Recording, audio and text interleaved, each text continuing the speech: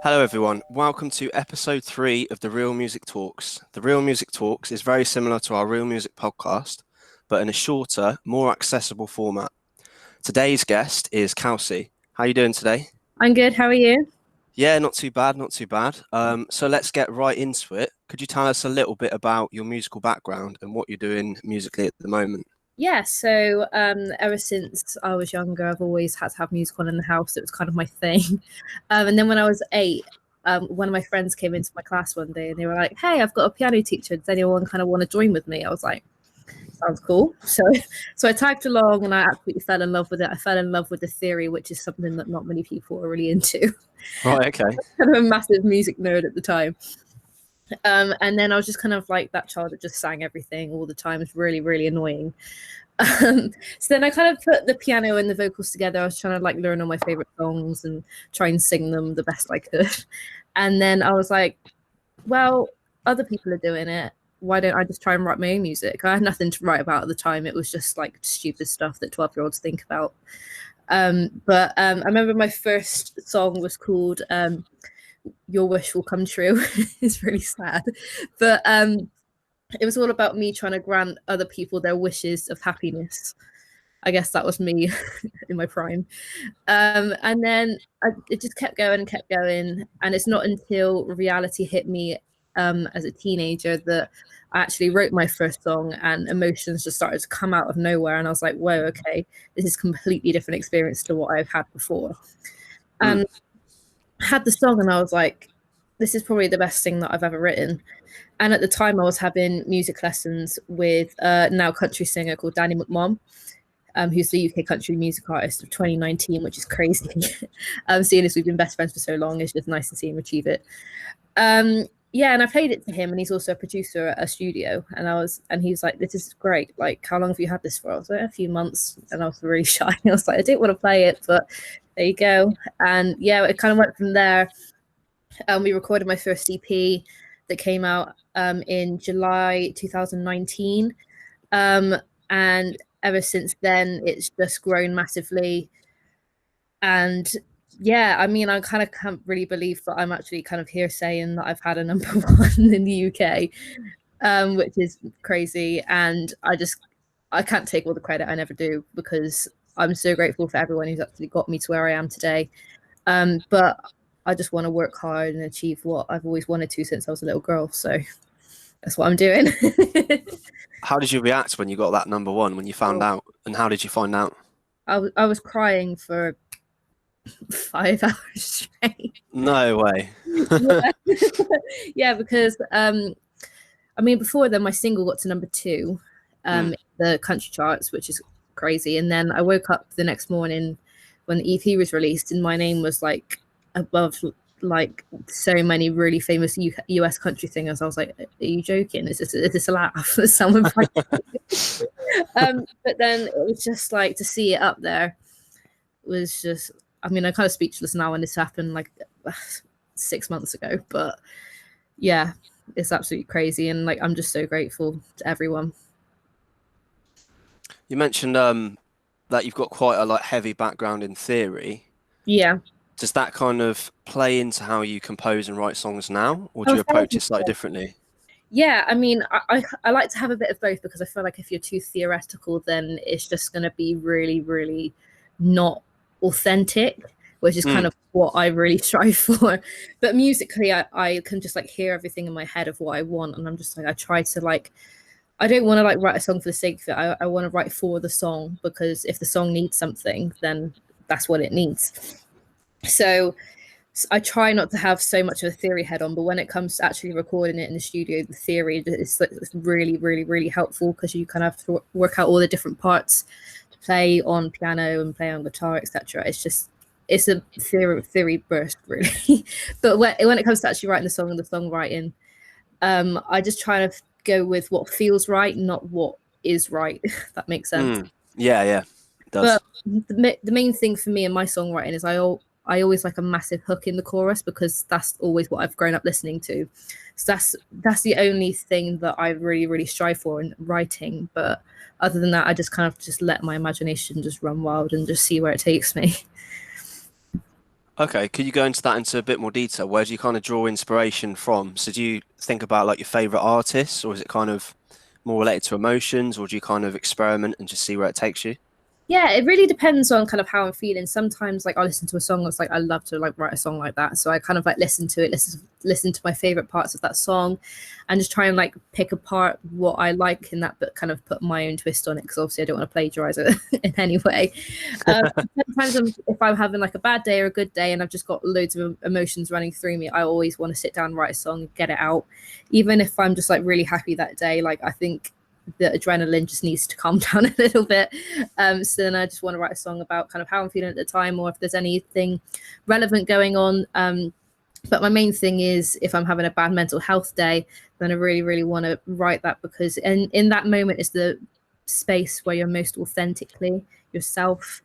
And that's kind of when you don't really have any barriers to kind of what you're feeling. So that's why I try and write a song when I'm sad. So then so then I can kind of go on and be like, right, okay, this is how I'm feeling. Someone else is probably feeling this way. And then if I like the song, I'll release it. And then the great thing about with the UK country audience is they're so emotional and they love their ballads and their slower songs. So I always like to give them a little bit of that because that's what they really love and that's what they like from me. So I just want to kind of be a friend for them if they kind of feel like they're on their own. So that's kind of like my mental health songs, if that makes sense. It does, yeah. So like, have you had many personal struggles with mental health, and how do you think music's helped you through that? Yeah, 1,000%. So I was bullied in school severely. About the time when I was going through my GCSE, so I was completely isolated from everyone. I was locked in a room for like 6 hours every day, just to make sure that it wasn't getting any worse. And that took a massive toll on my mental health. I mean, not only like the bullying side of things, but just being like locked away in a room for so long. I guess it's kind of like lockdown now. Like you're locked away in your room for so long, it's a massive toll on your mental health. Yeah. And it's not until that I actually left that school, I was like, right, okay, well, I'm nowhere near these people anymore. I can kind of live my own life. I started going to counseling and it kind of just made me really understand my own emotions and where certain things come from in my brain, which is really, really helpful for songwriting as well. Yeah, and with music at that time was the one thing that I didn't want to do at all because it was the reason why I was being bullied. So I was kind of the different kid and no one really seemed to like that. So I just wanted to like stay true to myself. That's the one thing that I've always been so passionate about ever since I was younger was stay true to yourself. No one's going to change who you are because you're just going to be something you're not your whole life and that's going to make you miserable. So I just wanted to stay myself, but music was a part of me, but I didn't want to do it because if it made other people react like that, it's like, is this the right thing to do? But my mum just kept dragging me to my music lessons and I just didn't want to be there. I tried to like really like crack on with it, but I really didn't want to do it. And it's not until a few months later after going that I kind of refound that love for it again. And it's like, I'm out of the school now. No one else, I'm not going to see any of these people again. So I'm just going to keep going. And I'm really glad I did, to be honest. Because I'm here where I am now, happiest I've ever been in my life. So it's amazing to hear that music's done that for you. Like that's something that I hope a lot of other musicians can relate to. And I think, could you talk a little bit about how you stay authentic as an artist? Because I tend to see that sometimes people kind of think, oh, to be successful as a musician, you have to sort of, I wouldn't say not be true to yourself, but sell out to an extent and take a more popular side to your music and turn it into something that's more accessible. What are your kind of thoughts on that? I mean, when I was growing up, I used to listen to a mix of pop and country, and obviously country in the UK is like not really anything. So I always tried like just listen to pop a lot more. And it's not until that I actually met Danny that country music was actually on the cards. I mean, I've always listened to it, but I just thought no one's really going to like it here. But it's not until like he kind of opened the doors and I just saw like all these like UK country music fans. I was like, this is actually a real thing. Like, it's crazy. But it's such a difficult balance to strike with being authentic and giving people what they want. But the great thing about the UK country music scene is everyone has emotions and they're very open about that, which I love, because I feel like that's so important. And I feel like everyone can kind of see through you if you're being fake when you're not yourself. And if I'm like acting a certain way, like when I've been doing my live streams and I haven't had a good day, but you just kind of got to like crack on with it and just do your job. I've had a few messages from people like, you didn't seem yourself tonight. Like they can just see through it instantly. You're like, wow, okay. Oh, wow. That's quite a lot of pressure though, right? Yeah, it is. My laptop's about to die, so I'm just going to move. That's okay. No worries. But yeah, it can be a difficult balance to strike, 1000%. Sorry. That's all right. Ooh, there we go. But the good thing is that people can see that you're being yourself. And I also really stay true to myself in my songwriting, as I said, with my mental health story. I think that's just what people want from me. And I'm kind of really, really grateful that people want me. They don't want a version of me. But then again, if I want to do like a really upbeat kind of poppy song that's not very the Kelsey brand, I'd say, then they still support me. It's kind of like they're friends. They're not fans, which is a really nice relationship to have. That's really interesting. So I wanted to take it back a little bit. Aside from sort of what you've said about bullying and that, how was sort of your family life and your upbringing, and you know, what sort of influences did you have in that sense from friends, etc.? Yeah, I mean, growing up, I had the best childhood in the world. I'm not going to lie, I was so fortunate. I've got 2 loving parents, an amazing sister, amazing grandparents. Life was amazing as a child, and they were always really heavily into music, which has really helped me. As I've grown older, I've got like a wild catalogue of different genres in the back of my mind that I can just kind of reference whenever I want to, which is really nice. They've been really supportive throughout my music. Like whenever all that bullying stuff about music was going on, they were always the people that really pushed me through it and got me through it. And I've always been really, really grateful for that. They always like to play like Taylor Swift, which is like my main as I probably think that quite a lot of people are. She's an influence to many people. But it's not really until I got older that country was kind of the genre that I loved, like when I started noticing like Kelsey Ballerini and Maren Morris, etc., all those kind of people, that I kind of felt like I found my sound. And that was really, really important. And they were the ones that we kind of referenced production-wise for my first EP. And I just loved it ever since. And I'm just kind of grateful that I'm on this journey right now with the country scene. And it's just been a wild ride. Do you want to tell us a bit more about your experience gigging in the country scene, like to date? I mean, obviously there hasn't been too many gigs sort of later 2020 and stuff like that, but prior to that. Yeah, to be honest, I haven't really done that many because I'm only 19 at the moment, and I started in 2019 as a country artist. But I'm just glad that I kind of did gigs with my music school back in the day, a bit more low key, because it kind of really helps me gain confidence when because it can be a really, really nerve-wracking experience when you're going through it. So I did have a bit of experience with it, but as an artist on my own by myself, it was really, really scary at the start because people kind of knew me as a group. They didn't really know me as Kelsey. Right. And when I started doing gigs, like when I started to kind of like build a little bit of a fan base, like I didn't have that many songs that I've written myself. So I was like, right, I'll try and like throw in as many covers as I can possible so people can kind of like get an idea for like my genre, who I like, my influences. And they seem to really enjoy that, but it's not until that I released my first EP that people were starting to really, really notice it. And then my second EP, which came out in June 2020, that people kind of really started to take me seriously as a country artist, because at the start I was kind of trying to like learn the ropes and how this kind of worked, because I was just kind of like thrown in and I was like, right, okay, I need to try and work out what people like, what people don't like.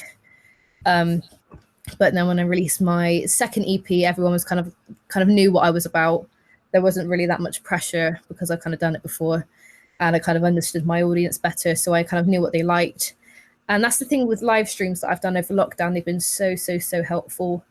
Kind of like understanding people's reactions and just knowing what people like. I feel like that's really important to know, like which songs and which style of song that people really enjoy. And that's kind of how I got to understand that the UK country audience are kind of more emotional people and that they like slower songs. And I love that because I'm the same.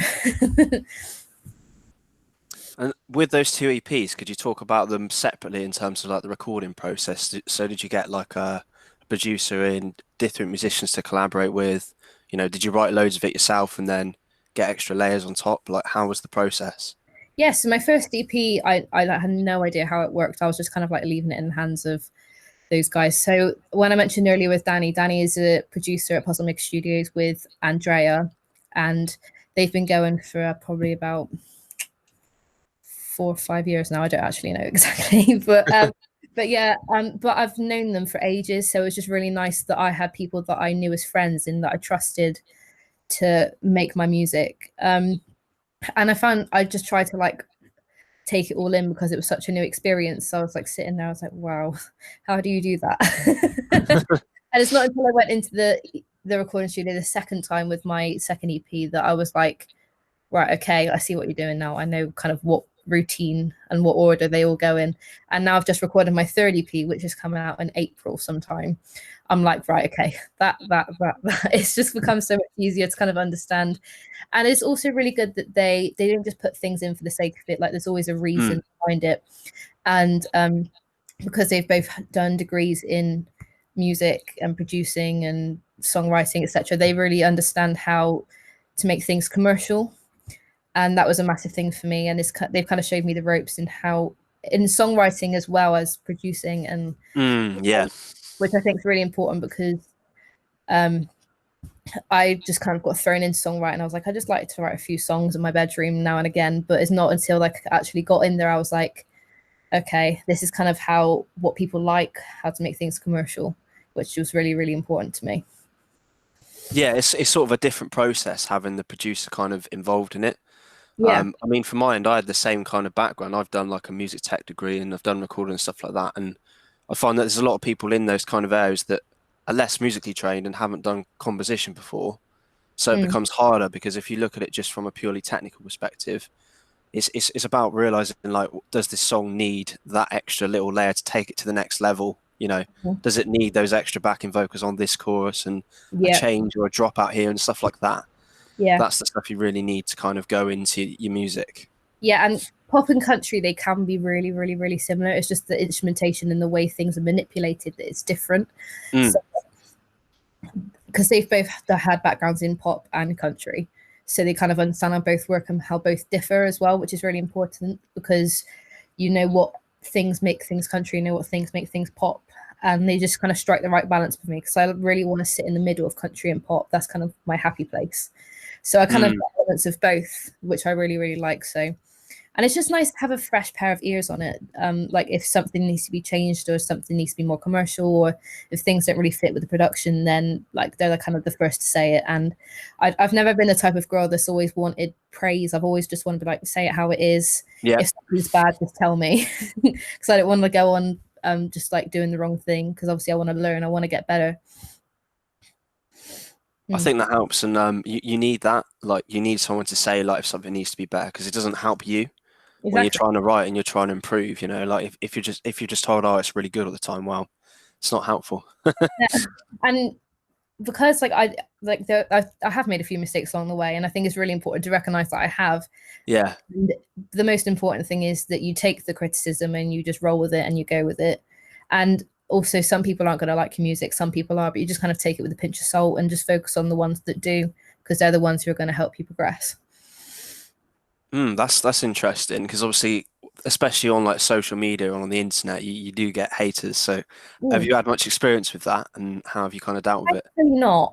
I mean, I've had a few, but I think just going through what I've gone through in the past, I'm just kind of like, yeah, whatever. Like, yeah, kind of got to take everything with a pinch of salt. I mean, some people aren't going to like country music. Some people are. A lot of people think country shouldn't be with pop. But at the same time, you've got so many different fusion of genres across the whole music, like every genre. So it's going to happen at some point. And I just think if you just focus on the artists that you like, then I don't really think there's an issue. I agree with that. I think like genres have to keep trying new things to evolve anyway. Like if the music just stayed the same, it would be boring, right? Yeah, I mean, as a songwriter, you need to take influence from the past to create the future. So Yeah. like I take influence from Taylor Swift back in like 2009, and here we are in 2021. You know, you kind of need to reference the past with a bit of you to try and make it new, and then you can create new exciting things when you try different things out. So I wanted to talk a little bit about COVID and how you sort of dealt with it. So obviously, like with the restrictions, it's very difficult to continue, music in terms of gigging, rehearsals. How have you kind of dealt with that, and what sort of challenges have you faced?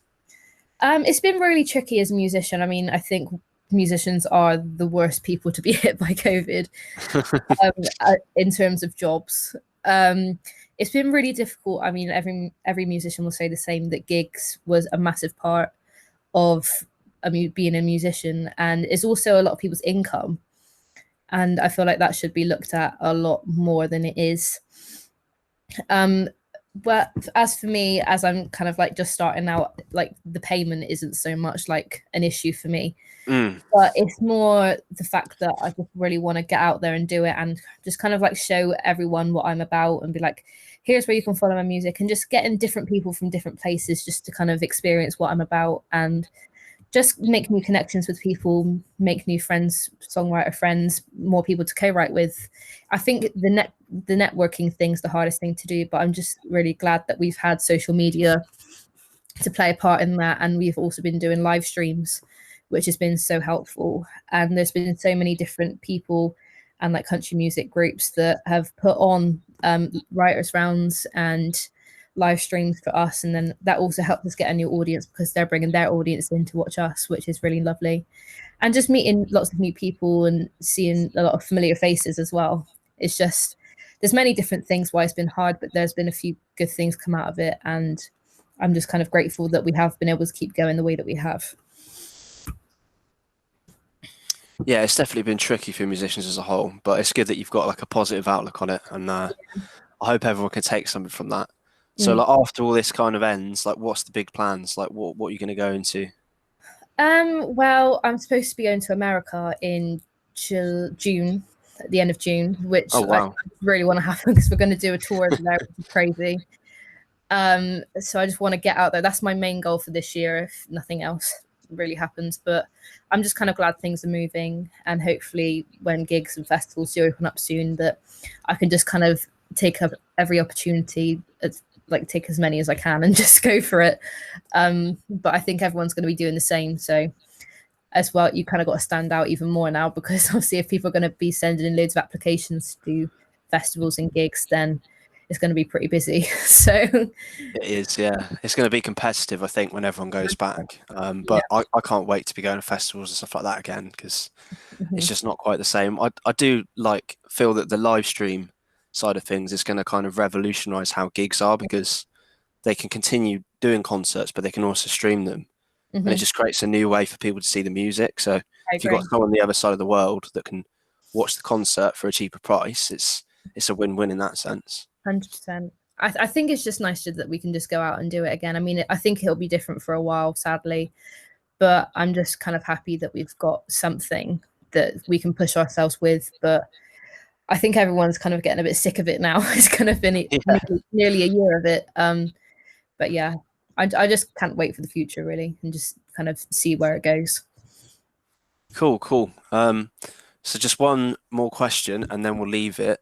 If someone was starting out right now as a musician, what advice would you give them? So many different things. My main one is be patient and be yourself. Things don't happen overnight. Um, you've got to work so hard, and I think people just need to realize that sometimes, because if you don't really throw your all at it at the start, then it's not really going to go anywhere. You just need to have the passion and drive to do what you want to do. Um, but just make sure it's what you want to do, because some people do find it hits them quite hard. Um, but yeah, just stay true to yourself. That's my main thing. Cool. So where can people follow you on social media and Yeah, find you? you can find me on at Kelsey Bovey UK on Facebook, Instagram, and Twitter. I'm on YouTube on Kelsey Bovey, and Apple Music, Spotify, Amazon Music, just Kelsey Bovey on there. Super, brilliant. Thanks for the chat today. It was really good. Take care, guys. We'll see you next time.